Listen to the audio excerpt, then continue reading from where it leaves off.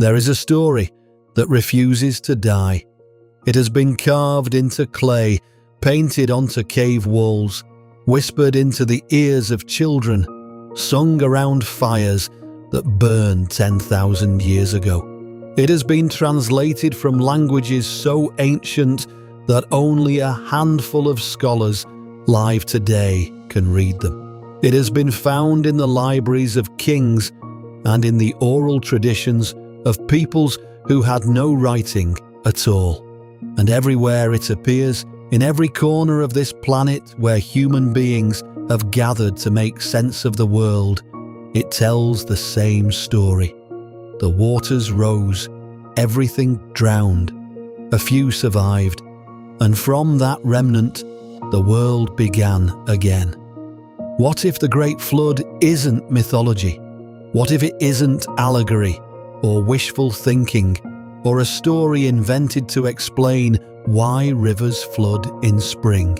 What if it is something far stranger and far more precise than any of that? What if it is memory, raw, preserved, astonishing memory of something that actually happened, something so catastrophic and so total that it burned itself into the consciousness of every human culture on Earth and has never, in 12,000 years, been forgotten? That is the paradox we are going to sit with tonight.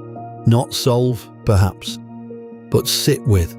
Turn over in our hands like a fragment of ancient clay.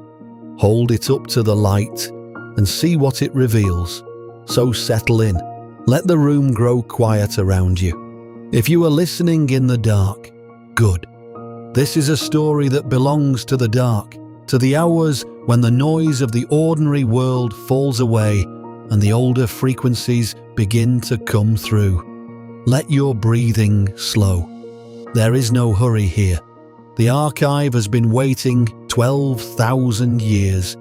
It can wait a little longer while you get comfortable. Before we go further, if you enjoy stories where history refuses to make sense, where the evidence points somewhere official narratives would rather not go, consider subscribing to the channel. And if you are listening somewhere in the dark right now, drop a comment telling me where you are and what time it is. There is something I find quietly extraordinary about that. The idea of this silence stretching across time zones, all of us drawn to the same ancient question, separated by oceans and continents, but united by curiosity. That is its own kind of flood, I suppose, something that crosses every boundary. Now, let us begin where the written record begins. Imagine you are an archaeologist in the early years of the 20th century. You are standing at the edge of a dig site in southern Iraq, in a place called Eridu, which scholars believe may be the oldest city ever built by human hands. The sun is already brutal at 7 in the morning. The air smells of dust and something older than dust, something mineral and ancient that you cannot quite name. Your workers are carefully removing layers of earth that have not been disturbed in 4,000 years, and as they dig, they are finding fragments, broken pieces of clay, small enough to hold in one hand, covered in wedge-shaped marks pressed into the surface when the clay was still soft. Cuneiform, the oldest writing system in the world. The fragments come up in no particular order. A corner here, a middle section there. Pieces that clearly belong together but have been scattered by time and collapse and the slow grinding weight of centuries. You wrap them carefully, you number them, you ship them to a museum where scholars will spend years trying to fit them back together, trying to read what they say. And when they finally do, what they find is this. A pious king receives a warning. The gods have decided to destroy humanity, but one deity, the god of wisdom and water, takes pity on this king and whispers instructions through the walls of his reed house. "Build a boat," the god says. "Make it large, seal it with pitch, load it with animals and seeds. The storm is coming." They called this text the Eridu Genesis. It was composed sometime around 2300 BCE, possibly earlier, and it is, as far as we can determine, the oldest written flood story in human history. The king's name is Ziusudra. The god who warns him is Enki. The flood itself is described as lasting 7 days and 7 nights, the waters rising until they covered the mountains, all of humanity drowned except the one man in his boat. When the waters finally recede, Ziusudra makes offerings to the gods, and in gratitude for his piety, they grant him immortality. He doesn't just survive the apocalypse, he transcends it. He becomes something more than human through the simple act of having endured. Now, most of this tablet is lost. What survives is perhaps a third of the original text. Scholars have spent decades trying to reconstruct the missing portions, comparing it with later versions, filling in the gaps with careful, educated inference. We will probably never know the complete story as the Sumerians first told it. What we have are fragments, pieces of something larger, hints of a narrative that once made perfect sense to people living in mud brick cities beside rivers they both loved and feared, because that is the essential context for understanding why this story was told here first. Ancient Sumer was built on a contradiction. The land between the Tigris and Euphrates rivers, what we now call southern Iraq, was possibly the most fertile place on earth. Rich alluvial soil deposited by annual flooding, abundant fish and waterfowl, wild grains that could be cultivated into the first systematic agriculture.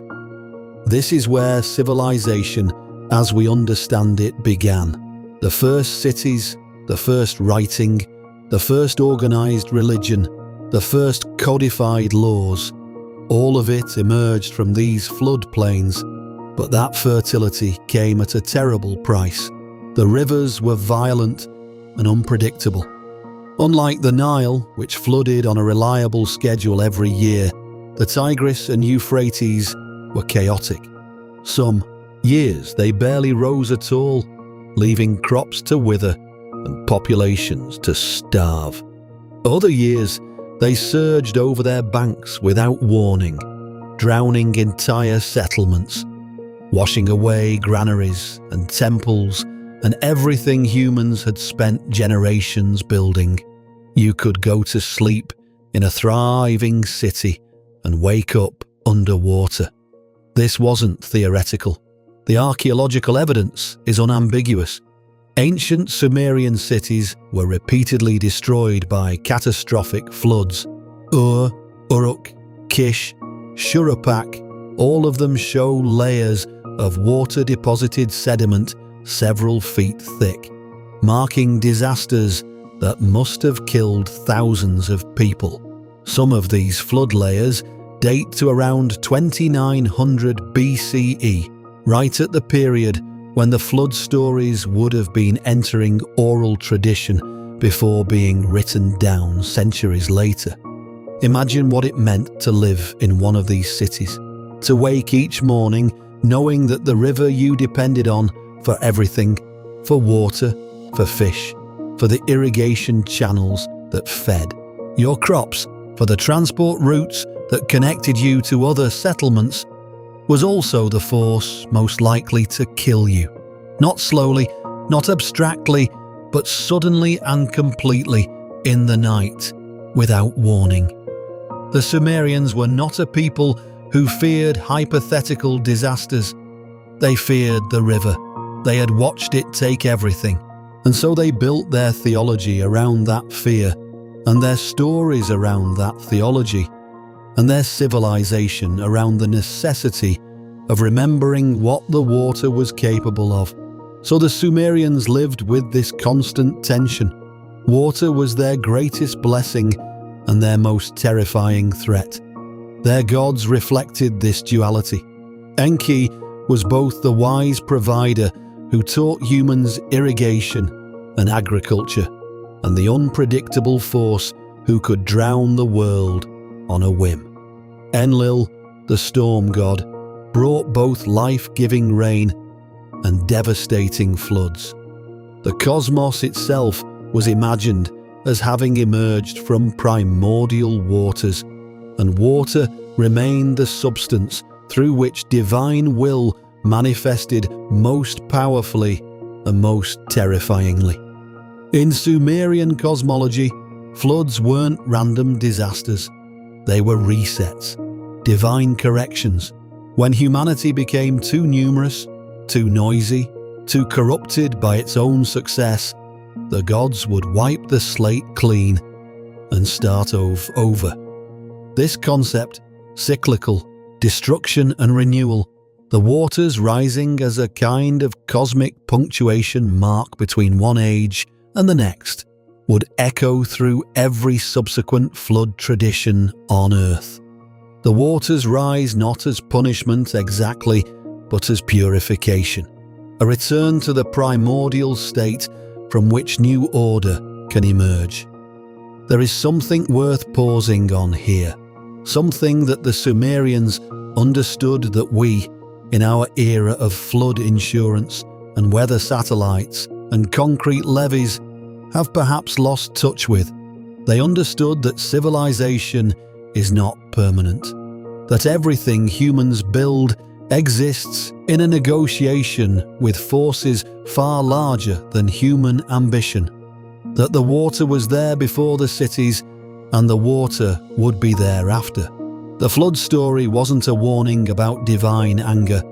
It was a description of reality, a reminder written in clay and pressed into the memory of every child who heard it, that the world can end, that it has ended before, and that what survives is not the strongest or the most powerful, but the most prepared, the most warned, the most faithful to whatever wisdom was passed down before the waters rose. The Sumerians were the first to write it down, but they were not the last to tell it.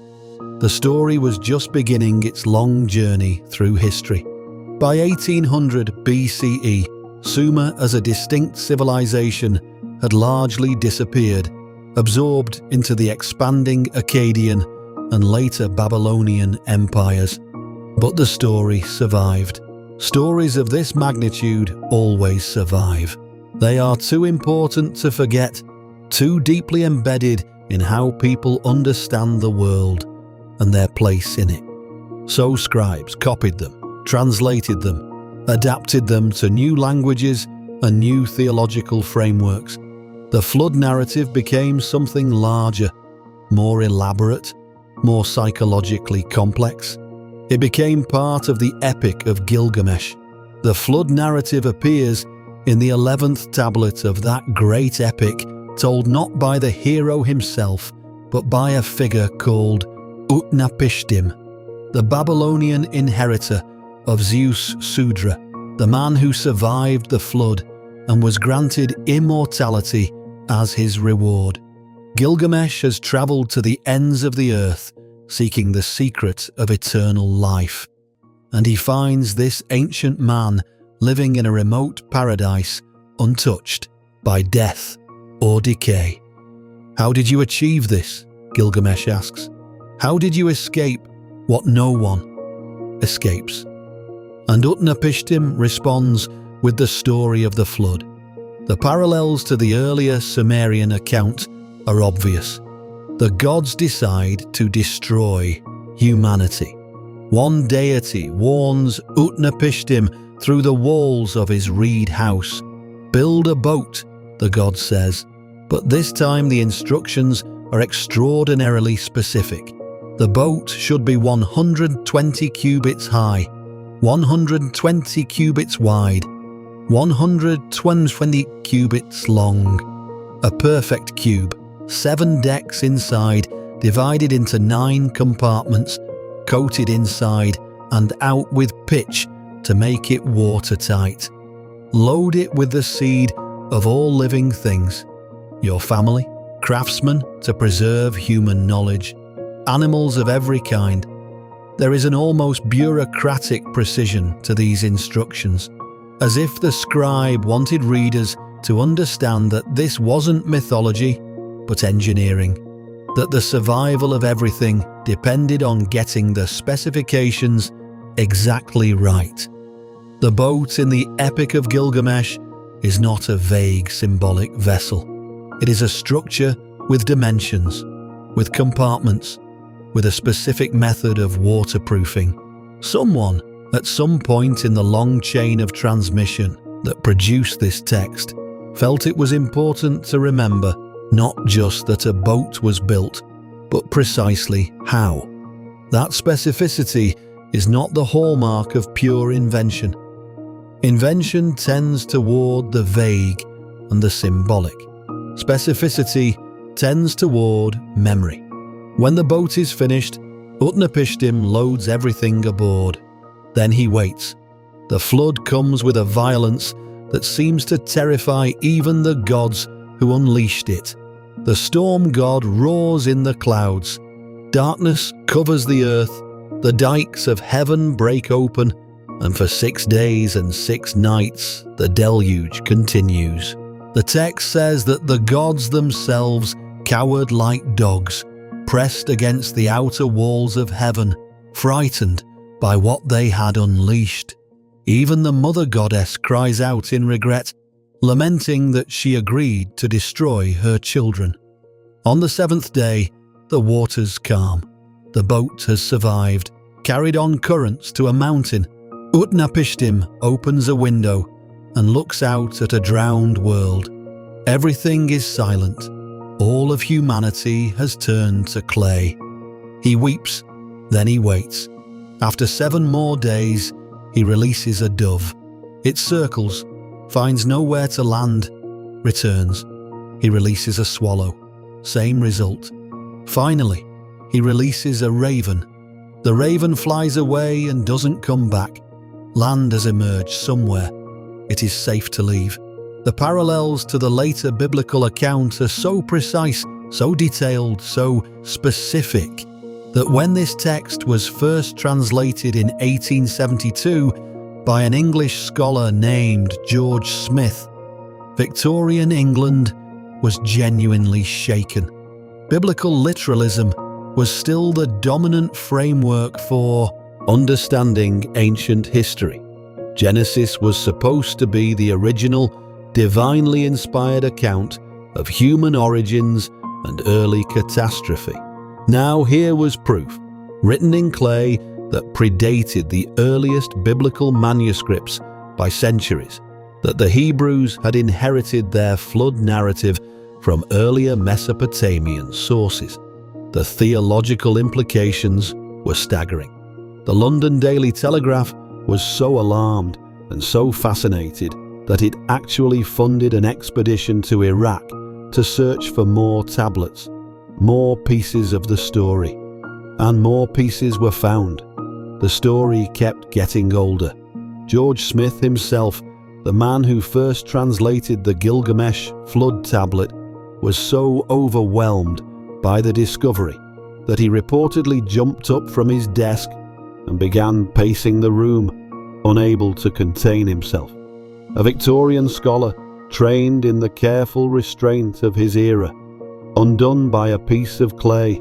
That reaction tells you something when the evidence is this precise, this unexpected. Even the most measured academic mind registers it as something extraordinary. In the early 20th century, scholars translated another Mesopotamian text called the Atrahasis Epic, composed around 1700 BCE, which contained yet another version of the flood narrative with an additional detail that explained the divine motivation more completely. Humanity had become too numerous, too noisy. The constant racket of human civilization disturbed the gods, kept them awake, frayed their patience. So they decided to eliminate the noise permanently. Only Atrahasis, whose name means exceedingly wise, was warned by the god Enki and survived to repopulate a quieter world. 3 distinct Mesopotamian flood narratives, all pointing to the same event, all preserving the same essential structure: warning, preparation, survival, renewal. The variations are in the details. The core is identical.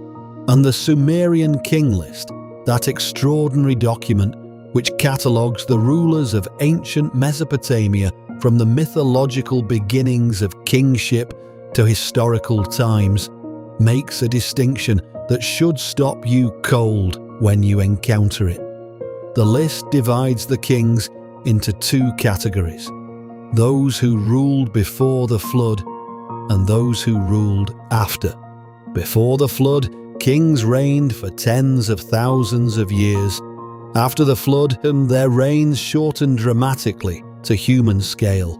The flood is not just a story in this document, it is a historical boundary, a before and after, a line drawn in time, so significant that everything on one side of it is categorically different from everything on the other. But here is where the story becomes genuinely strange, because the Mesopotamians were not alone, not even close. Consider what it means to survey the flood traditions of the world. Not just the famous ones, not just Noah and Gilgamesh, but all of them. The ones that never made it into Western textbooks.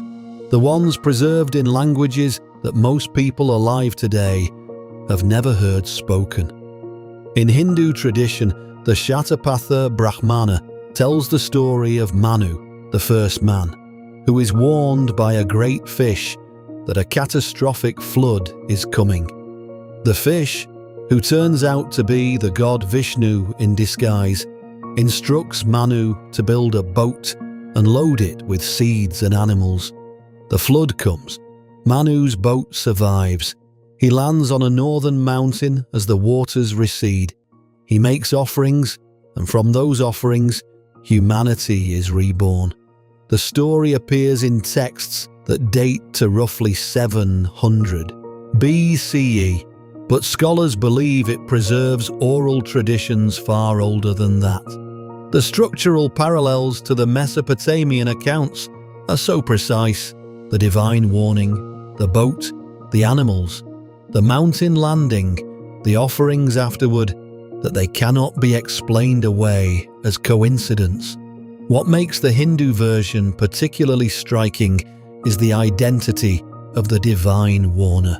Vishnu, the preserver of the universe, takes the form of a fish, the most ancient of creatures, the one that lives within the element that will destroy the world, to deliver the message of salvation. The preserver appears in the form of the destroyer's medium. There is a theological sophistication to this that goes beyond simple storytelling. Someone, somewhere in the long chain of transmission, understood that the flood was not simply catastrophe, it was transformation, and the God who preserves does not stand apart from the water, but moves through it. In ancient Greece, the story of Deucalion and Pyrrha follows the same pattern with an almost eerie fidelity. Zeus decides to destroy humanity with a flood. The Titan Prometheus warns his son, Deucalion. Deucalion builds a great chest, some translations say a boat, and he and his wife Pyrrha float on the waters for 9 days and 9 nights until the flood subsides and they land on Mount Parnassus. They make offerings to Zeus. They become the ancestors of the renewed human race. The Greek account was being written down by at least the 5th century BCE, but it references traditions that Greek scholars themselves acknowledged were far more ancient. In China, the flood narratives take a different shape but preserve the same essential memory.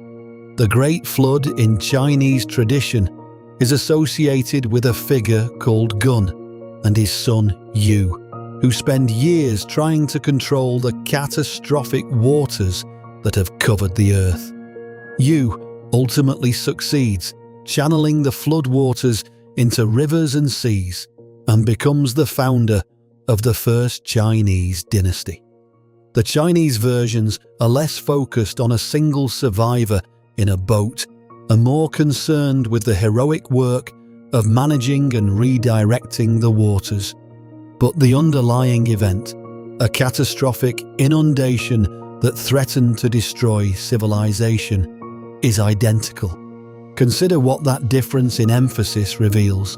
The Mesopotamian versions focus on escape, on the score, individual who receives warning and builds a vessel and survives by separating himself from the catastrophe.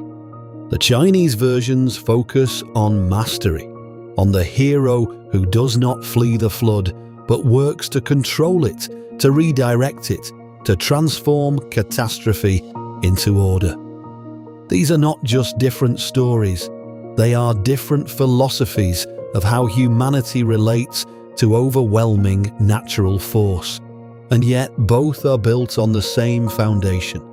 The flood happened. It was real. It threatened everything, and the response of the human community determined whether civilization would survive. In Mesoamerica, the Aztec tradition describes not one flood, but multiple world ages, each ending in catastrophe, with the current age having been preceded by a great flood that destroyed the previous world. The Maya Popol Vuh describes a flood sent by the gods to destroy the wooden people, the first imperfect attempt at creating humanity. The flood is sent specifically because these wooden people had no memory, no gratitude, no real consciousness. They lived but did not truly understand. The waters rose and washed them away. Only a few survived, hidden in the mountains. There is something quietly devastating in that detail. The wooden people were destroyed, not for wickedness, but for absence, for the failure to remember, to feel gratitude, to be fully conscious of their existence. The flood, in the Maya version, is not punishment for what was done, but for what was missing, for the hollow space where awareness should have been. And the survivors are those who had already climbed to higher ground, who had already, in some sense, elevated themselves above the level at which the waters could reach them.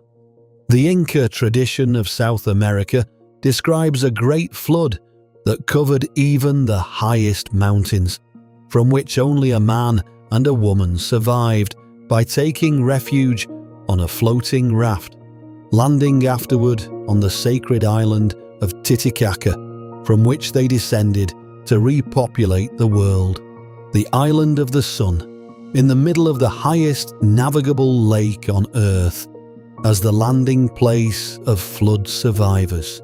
That is a specific and strange detail. Lake Titicaca sits at nearly 3,800 meters above sea level. For it to have been the landing place of flood survivors, the waters would have had to rise to extraordinary heights. Or perhaps the tradition preserves something different, a memory of people who fled to the highest ground they could find, to the lake that already seemed impossibly elevated, impossibly close to the sky, impossibly far from the waters that were swallowing the world below. In Australia, Aboriginal oral traditions describe a time when the sea rose and flooded vast areas of coastline that are now permanently underwater. These traditions are not vague. They are geographically specific, naming particular bays and headlands and describing the flooding of particular valleys. And here is the extraordinary thing. When marine geologists have mapped the underwater topography of the Australian continental shelf, they have found precisely the features that these oral traditions describe. Drowned valleys, submerged river channels, the remnants of a coastline that existed before the sea level rose at the end of the last ice age. The Aboriginal traditions of Australia are believed by some researchers to be among the oldest continuously maintained oral traditions on Earth, potentially preserving memories of events that occurred 10,000 or more years ago. When you hold that possibility in your mind, the idea of a story being passed down accurately across 400 generations, it changes how you think about what human memory is capable of. 400 generations, from the person who watched the sea claim their home to the person who told the story to a researcher in the 20th century. The chain of transmission is almost incomprehensible in its length, and yet the content, when checked against the geological record, holds. In the Pacific Islands, flood traditions appear across Polynesia, Micronesia, and Melanesia, each adapted to local geography and theology, but preserving the same core structure. In Hawaii, a figure named Nu'u builds a great canoe with a house on top, fills it with plants and animals, and floats on the floodwaters until they recede. He lands on a mountain and makes offerings. The gods are pleased. The world begins again. The Norse tradition describes Ragnarok, the end of the world, which involves the flooding of the earth as the great serpent Jormungandr rises from the ocean and the sea overwhelms the land. But in the Norse version, two humans survive by hiding in the world tree Yggdrasil, and from them the world is repopulated after the waters recede. The tree as refuge, the oldest living thing as the vessel of survival. There is something in that image that resonates across cultures in ways that go beyond coincidence. The idea that what endures the flood is not built by human hands, but is something older, something rooted so deeply in the earth that the waters cannot dislodge it. Even in cultures that seem geographically removed from any obvious flood risk, the story appears. Native American traditions from the Arctic to Patagonia include flood narratives. The Ojibwe tell of a great flood from which Nana Bojo survives on a raft with animals, sending them diving to retrieve mud from the bottom of the water to recreate the earth. The Lakota tradition describes a great flood sent as punishment for human wickedness. The Hopi tradition includes a flood that ended the Second World, from which the faithful escaped by climbing into hollow reeds. Scholars have catalogued over 200 distinct flood traditions from cultures on every inhabited continent. Over 200. From cultures that never met each other, never traded, never even knew the other existed. That is not coincidence. That is something else entirely. The question is, what? I want to pause here and ask you something. Of all these traditions we have moved through tonight, the Sumerians, the Maya, the Aboriginal Australians, the Norse, which one stopped you? Which detail caught in your mind like a hook? Leave it in the comments. Sometimes the connections other people notice are the ones the archive has been waiting for someone to name. There are essentially three categories of explanation, and they are not mutually exclusive. The first is geological. Something actually happened, a real catastrophic flood or floods of sufficient scale and violence to leave an impression on the entire human species. The second is psychological. There is something about flood imagery, about the terror of rising water and the relief of surviving it, that resonates so deeply in human consciousness that cultures independently generate the same story structure. The third is cultural diffusion, the story spread from a single source, carried by migrating peoples and trading networks, adapting to local conditions as it traveled. Each of these explanations has evidence in its favor. Each has problems, and the most honest answer is probably that all three are partially true, operating at different scales and in different ways, braided together into the paradox we are trying to understand. Let us start with the geological evidence, because it is the most concrete and in some ways the most startling. 12,800 years ago, give or take a few centuries, something happened to the Earth's climate. Something dramatic and sudden by geological standards. The planet had been warming gradually since the peak of the last ice age, the great glaciers retreating, sea levels slowly rising as the ice melted. And then, abruptly, it stopped. The warming reversed.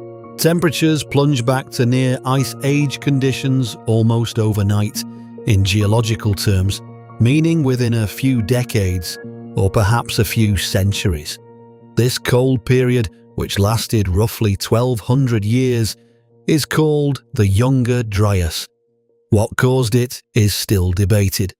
The leading theory involves the sudden release of an enormous quantity of fresh meltwater from glacial lakes in North America, particularly a vast lake called Lake Agassiz, which at its maximum extent was larger than all of the modern Great Lakes combined, into the North Atlantic Ocean. This influx of cold fresh water disrupted the ocean circulation patterns that carry warm water northward, effectively switching off the heating system for the Northern Hemisphere. The effects were global and severe. Average temperatures in the North Atlantic region dropped by as much as 15 degrees Celsius within decades.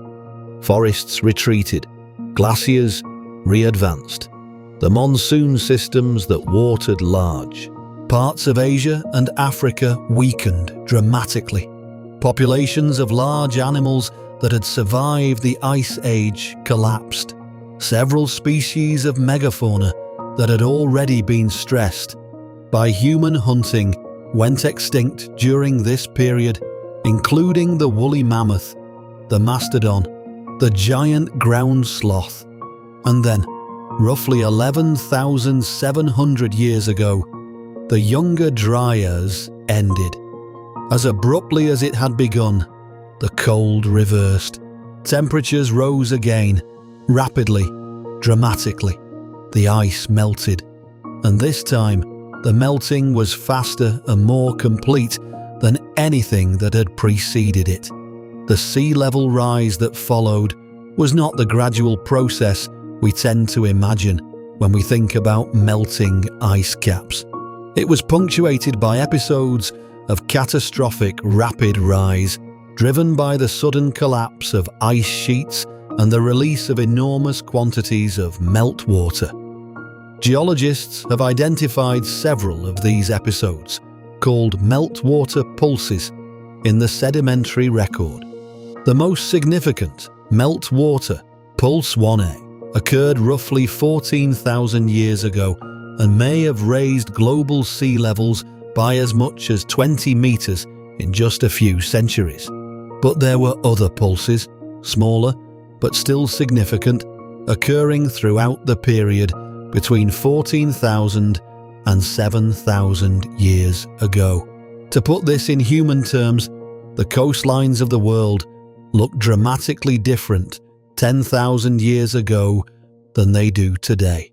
The Persian Gulf was largely dry land, a fertile river valley through which the Tigris and Euphrates flowed before emptying into the Indian Ocean, far to the south of where the Gulf now ends. The North Sea between Britain and continental Europe was a vast plain, home to a culture archaeologists have named Doggerland, which was gradually inundated as sea levels rose. The Black Sea, according to one influential theory proposed by geologists William Ryan and Walter Pittman in 1997, may have been a freshwater lake until roughly 7,600 years ago, when rising Mediterranean sea levels breached the Bosphorus and sent a catastrophic torrent of salt water flooding into the basin. Ryan and Pittman calculated that the Black Sea flood, if it occurred as they proposed, would have involved water pouring in at roughly 200 times the flow rate of Niagara Falls, raising the lake level by 6 inches per day, inundating an area the size of Florida within a year, and displacing tens of thousands of people who had been farming the fertile shores of the freshwater lake. Those displaced people would have fled in all directions, carrying their story of the sudden catastrophic flood with them across Europe and Asia. Some researchers have suggested that this event is the historical kernel at the center of the Mesopotamian flood traditions, given that it occurred in exactly the right geographical area and at roughly the right time period. The Black Sea flood hypothesis remains controversial. Some subsequent research has suggested that the Bosphorus breach may have been more gradual than Ryan and Pittman proposed, or that the Black Sea was already connected to the Mediterranean before the proposed flood date. The debate continues, but the broader point stands regardless of whether this specific event occurred as dramatically as proposed. The period between roughly 12,000 and 6,000 years ago was one of dramatic, repeated, and sometimes catastrophic changes to the world's coastlines and waterways. People living through this period would have experienced floods, real, devastating, world-altering floods that would have seemed, from their perspective, like the end of everything. Doggerland deserves a moment of particular attention here, because it is one of the most haunting examples of a world lost to rising water. This was not a small coastal strip. At its maximum extent, Doggerland covered an area roughly the size of modern Britain, a vast fertile plain of river valleys and wetlands and rolling hills connecting what is now England to what is now Denmark. People lived there for thousands of years. They hunted, fished, built communities. They had no name for it that we know of, because they had no writing. But they had lives there, full and complete lives, in a place that is now 30 meters beneath the North Sea. The sea claimed it gradually, over centuries, but the final stages of inundation may have been dramatic. A massive submarine landslide off the coast of Norway around 8,200 years ago, known as the Storegga Slide, generated a tsunami that would have swept across Doggerland with devastating speed and force. People who survived would have fled to higher ground, to the hills that are now the British Isles, to the ridges that are now the Scandinavian coast, and they would have told the story of what the sea had done. And here is the detail that deserves particular attention, the one that connects the geological timeline to that precise date, 12,800 years ago. Because there is another hypothesis about what caused the younger Dryas, one that has been gaining scientific attention over the past 2 decades. And it is considerably more dramatic than the meltwater theory. In 2007, a group of researchers published a paper in the Proceedings of the National Academy of Sciences proposing what has come to be called the Younger Dryas Impact Hypothesis. Their argument, supported by a growing body of physical evidence, is that the Younger Dryas cooling event was triggered not by meltwater, but by a cosmic impact, a comet or asteroid, possibly fragmenting as it entered the atmosphere, that exploded over or struck the Laurentide ice sheet covering North America approximately 12,800 years ago.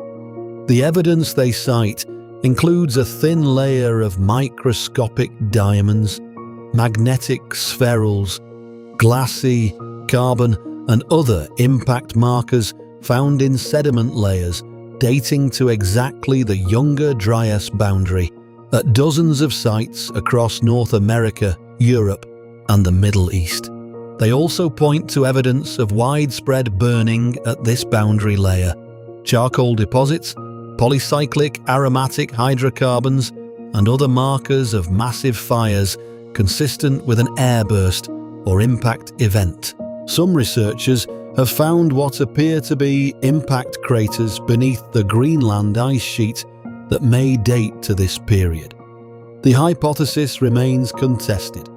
Other researchers have questioned whether the evidence markers are truly impact-derived or could have other explanations. The debate in the scientific literature is ongoing and sometimes heated, but the possibility, and it is a possibility, that a growing number of geologists and archaeologists take seriously is that 12,800 years ago something struck the Earth with sufficient force to destabilize the ice sheets, trigger catastrophic fires across a significant portion of the Northern Hemisphere, and initiate the climate disruption that caused the Younger Dryas.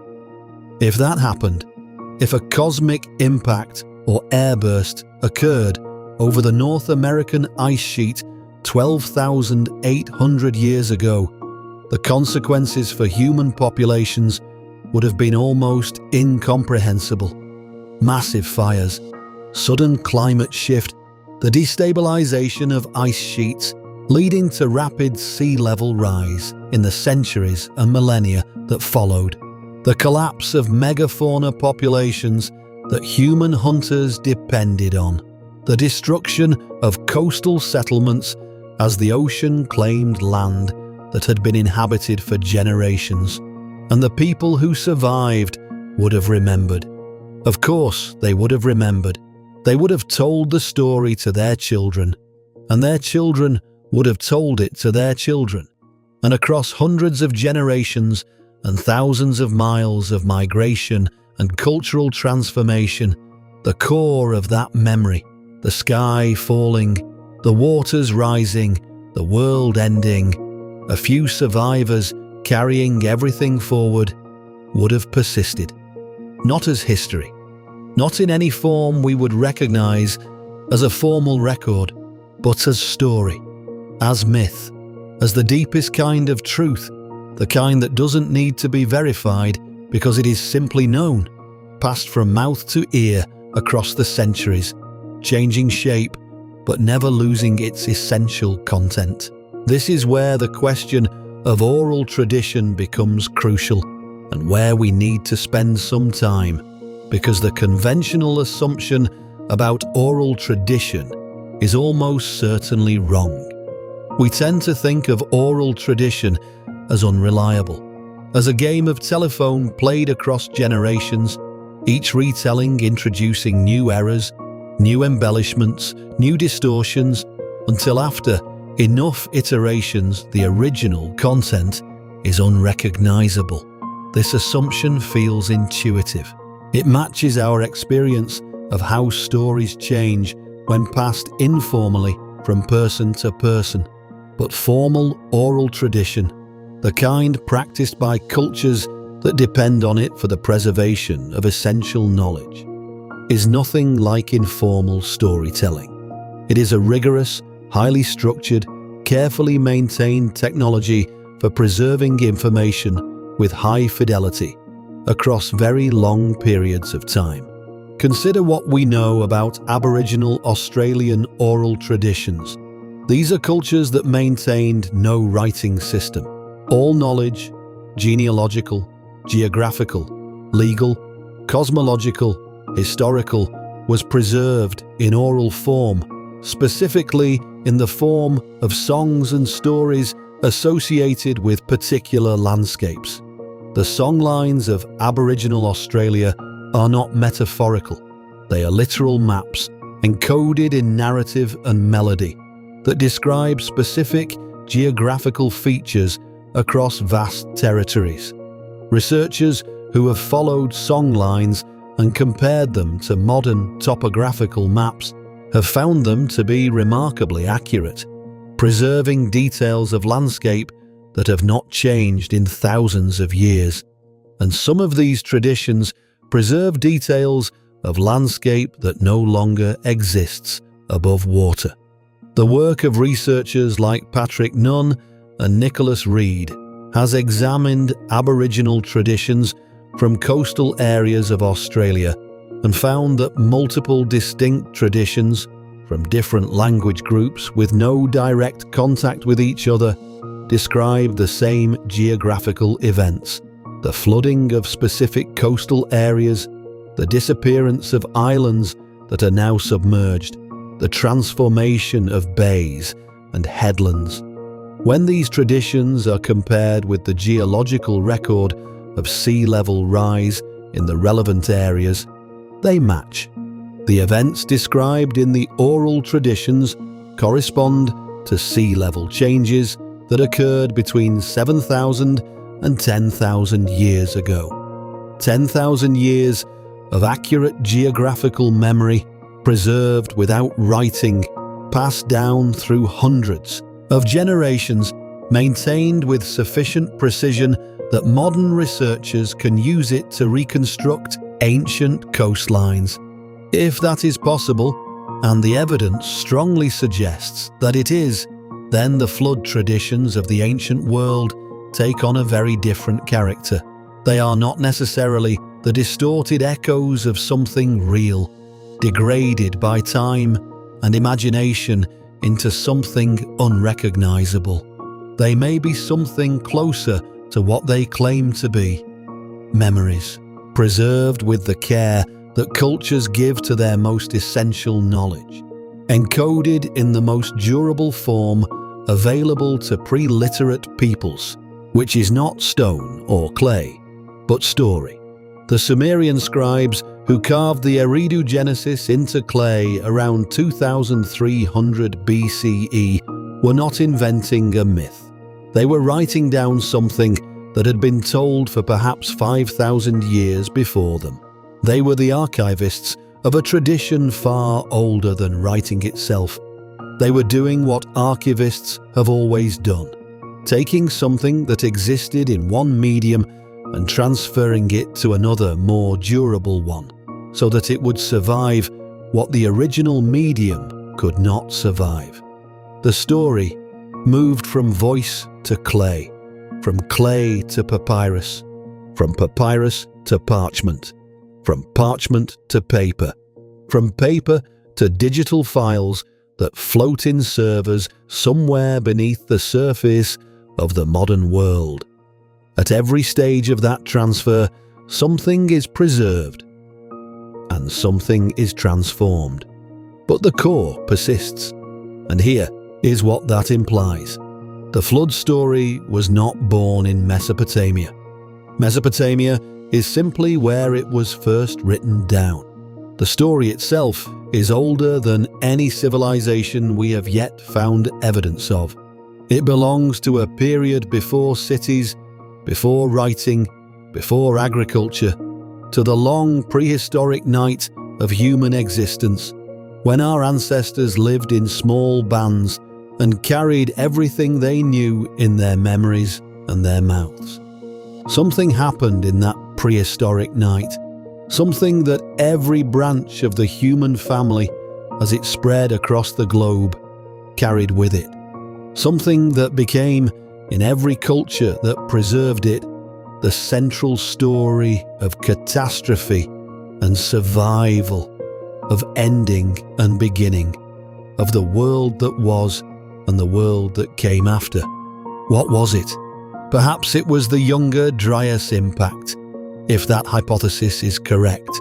Perhaps it was the rapid sea level rises of the early Holocene, drowning coastlines that had been inhabited for generations. Perhaps it was the Black Sea flood, or something like it, a sudden catastrophic inundation of a populated area, witnessed by enough people that the story spread outward across the ancient world. Perhaps it was all of these different events in different places contributing to a shared tradition of catastrophic flooding that became universal because catastrophic flooding was, for a period of several thousand years, genuinely universal. Or perhaps it was something else, something we have not yet found evidence of, something that left its mark not in the geological record, but only in the human memory, that preserved it through 10,000 years of telling. The honest answer is that we do not know. The evidence points towards something real. The geological record confirms that the period between 12,800 and 6,000 years ago was one of dramatic, repeated, and sometimes catastrophic hydrological change. The oral traditions of cultures around the world preserve memories of flooding events with a specificity and consistency that is difficult to explain as pure invention. The structural parallels between flood traditions from cultures with no historical contact are too precise to be coincidental.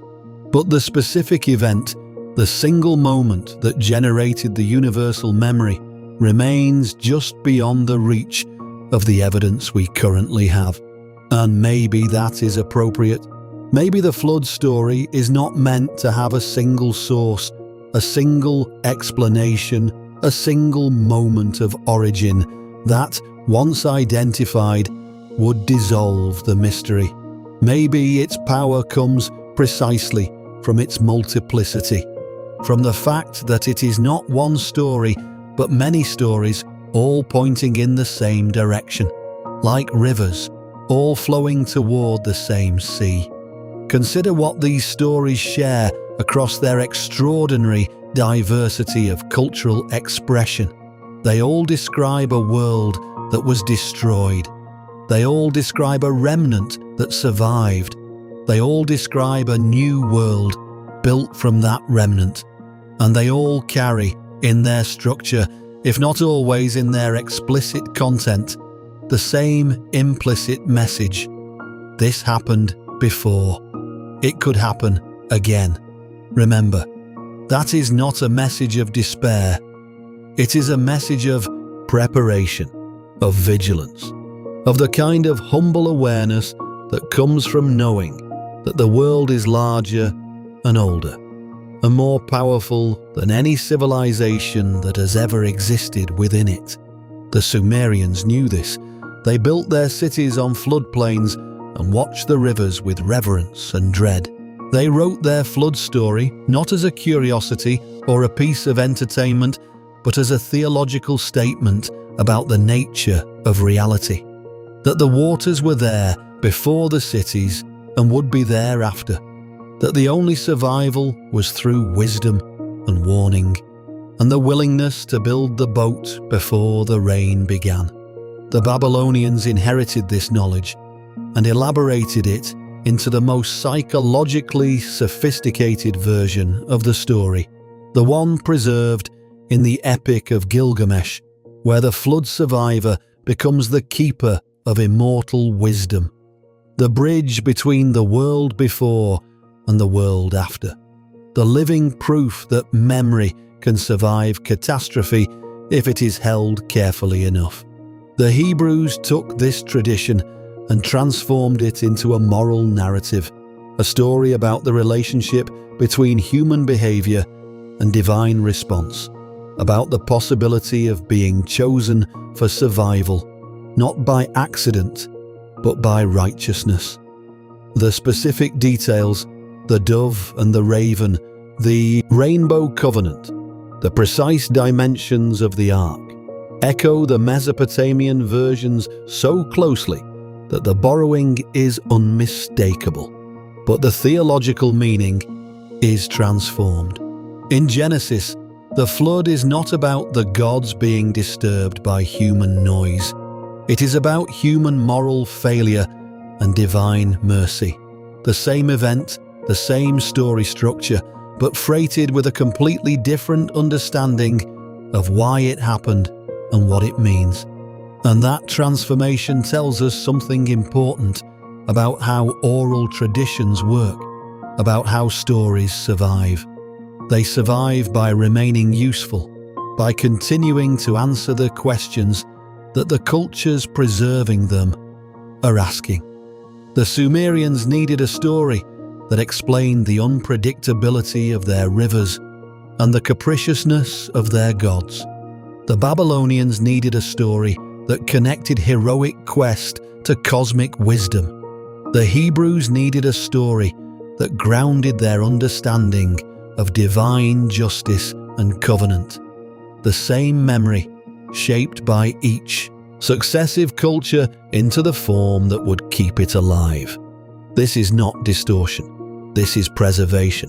The core, the flood, the warning, the boat, the survival, the new beginning, persists across all of these transformations. What changes is the interpretive frame, the theological meaning, the cultural context. The memory itself is remarkably stable. Now let us think about what this means for the psychological dimension of the flood story, because the geological and historical explanations are not the whole picture. Even if we fully accepted that a real catastrophic flood or series of floods generated the original memory, that still would not explain why this particular story resonates so deeply, so universally, in human consciousness. There is something about flood imagery that speaks to something very deep in the human psyche.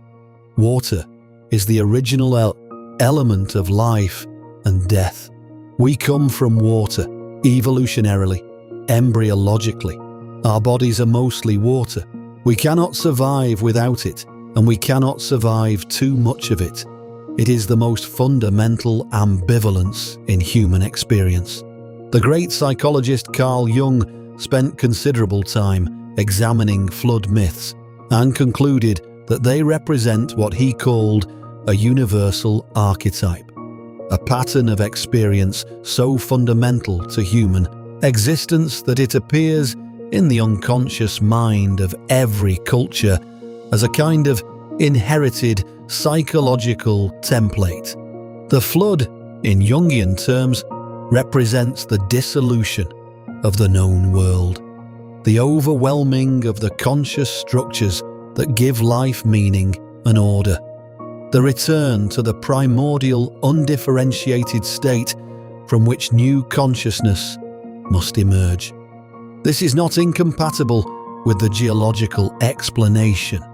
It may be precisely because real floods, real catastrophic inundations, are so psychologically overwhelming, so complete in their destruction of everything familiar, so total in their erasure of the known world, that they generate this kind of archetypal resonance.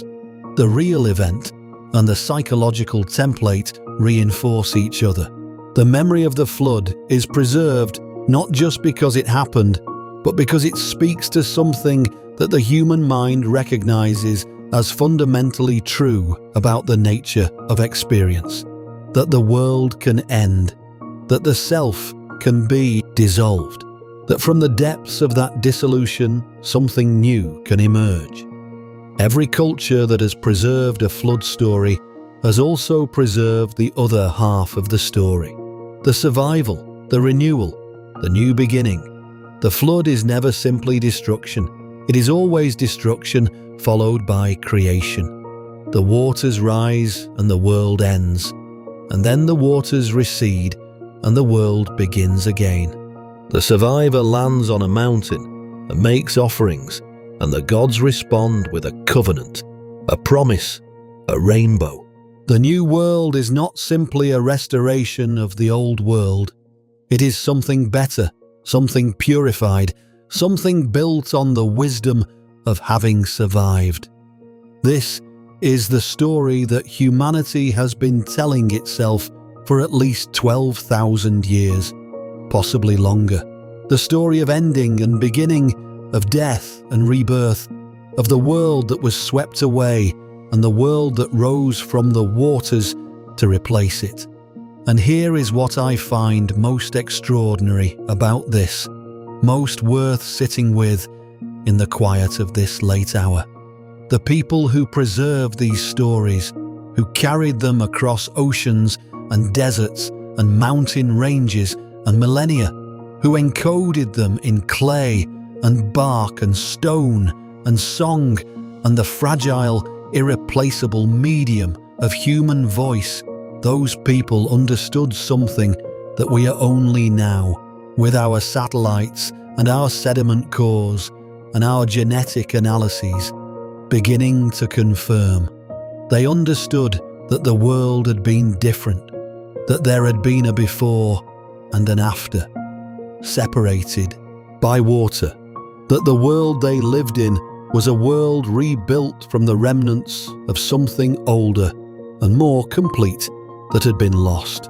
And they preserved the memory of that loss with everything they had, because they understood, perhaps better than we do, that memory is the most precious thing a civilization possesses. That what you remember is what you are, that what you forget is what you cease to be. The Sumerian scribes who pressed the flood story into clay were not just recording a myth. They were performing an act of profound cultural preservation. They were saying, "This happened. We remember it. We will not let it be forgotten. Even if the waters come again, even if everything else is lost, this will survive." And it did survive. Across 5,000 years of recorded history and an unknown additional span of oral tradition before that.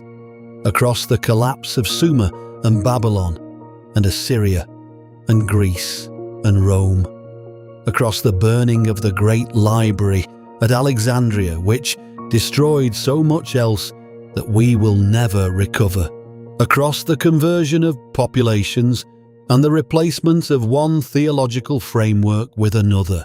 Across everything that time and human violence and simple forgetfulness have done to the human archive. The flood story survived all of it. That itself is a kind of miracle. Or perhaps not a miracle at all, but something more interesting than a miracle. Evidence.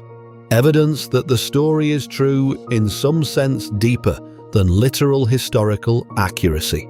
True in the way that the most important things are true, the things that cannot be forgotten, because they are woven into the structure of what it means to be human. There is a detail in the Atrahasis epic, that Babylonian flood text from around 1700 BCE, that I want to return to because it has stayed with me. The reason the gods decide to destroy humanity in that version is not wickedness, exactly. It is noise. Humanity has become too numerous, too busy, too loud. The constant racket of human civilization has disturbed the divine order, broken the cosmic peace. The gods cannot sleep for the noise of human beings going about their lives. There is something almost painfully contemporary about this. The gods cannot sleep for the noise of humanity, and so they send the flood. And afterward, in the quiet that follows, in the world rebuilt from the remnant, there is a covenant about restraint, about not becoming too much, about remembering that the world is not only human, that the forces that sustain civilization are also the forces that can dissolve it, and that the price of survival is a kind of humility. The flood story, at its deepest level, is not about punishment. It is about proportion, about the relationship between human ambition and the larger systems within which that ambition operates, about the necessity of remembering that everything we build exists within something larger that was here before us and will be hereafter. The Sumerians knew this because they lived it every day, watching the rivers that could drown their cities. The Aboriginal Australians knew it because they watched the sea claim the land their ancestors had lived on. The Pacific Islanders knew it because they lived surrounded by water that could rise without warning. And we know it too, in our bones, in the story we have been telling ourselves for 12,000 years, even if we have sometimes forgotten what the story is actually about. Perhaps that is why the flood story keeps returning. Not because we invented it, not because we borrowed it from one culture to another, but because the reality it describes keeps recurring. The waters keep rising, the world keeps ending and beginning, and the survivors keep telling the story to the next generation, making sure that when the next flood comes, someone will be ready. The clay tablets of Mesopotamia are in museums now, behind glass, under carefully controlled humidity and temperature. The museum halls are empty at this hour.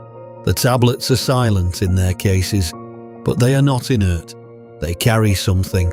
These small pieces of fired clay, with their wedge-shaped marks pressed into the surface by hands that have been dust for 4,000 years. They carry the oldest written version of the oldest story in the world. A warning, a boat, a flood, a mountain, a raven that did not return, and from that remnant, everything we are. There is a moment in the Epic of Gilgamesh that has always seemed to me the emotional heart of the entire flood narrative. Not just the Babylonian version, but all of them, the universal story beneath all the particular stories. Utnapishtim has just finished telling Gilgamesh the story of the flood. He has described the divine warning, the building of the boat, the 6 days and 6 nights of the deluge, the silence afterward, the mountain, the birds, the offerings, the covenant. And then he says something unexpected. He says, "I will tell you a hidden thing, a secret of the gods." He does not say, "I will tell you what happened." He says, "I will tell you a secret." The flood is not just history, it is knowledge. It is something that was hidden and is now being revealed, passed from the survivor to the seeker, from the one who remembers to the one who needs to know. Utnapishtim gives Gilgamesh the story not as a curiosity, but as a gift, as the most important thing he knows, as the thing worth preserving above all else. And Gilgamesh, the great hero, the king who had sought immortality and believed he would find it in some external form, in a plant or a potion or a divine blessing, Gilgamesh receives this story and understands something he did not understand before. The flood survivor is immortal, not because he escaped death, but because he carries memory, because he is the living bridge between the world before and the world after. Because what he knows cannot be lost as long as he lives to tell it. That is the secret of the gods. Memory is immortality. Story is survival, and we are still proving it 12,000 years later, every time we tell this story again. There is one more thread worth following before we let the archives settle into silence for the night. It concerns not the content of the flood stories, but the timing of their emergence into written form, and what that timing might suggest about what was happening in the world when people first felt the urgent need to stop telling these stories only to each other and start pressing them permanently into clay. The oldest written flood narratives appear in Mesopotamia around 2300 BCE. The Epic of Gilgamesh reaches its most complete written form around 1200 BCE, though it draws on versions centuries older. The biblical flood narrative was likely committed to writing sometime during the first millennium BCE. The Hindu flood texts appear in written form around 700 BC. What is striking about this sequence is not just that the stories are old, but that they all emerge into writing at a particular kind of historical moment. A moment of civilizational consolidation, when cities are growing, when empires are forming, when the accumulated knowledge of smaller and more fragile communities is at risk of being lost in the upheaval of political transformation. Perhaps the scribes who first wrote down the flood story understood something about their own moment that we can recognize from the outside. They were living through a period of rapid change, of expanding power and increasing complexity, of the kind of growth that the Atrahasis epic would have called too much noise, and they felt, perhaps, the urgency of preservation, the need to take what had been carried in human memory for thousands of years and fix it in a medium that could survive whatever came next. They were right to feel that urgency.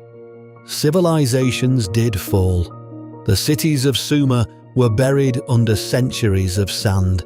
The languages in which the stories were first written became dead languages that no one could read for thousands of years.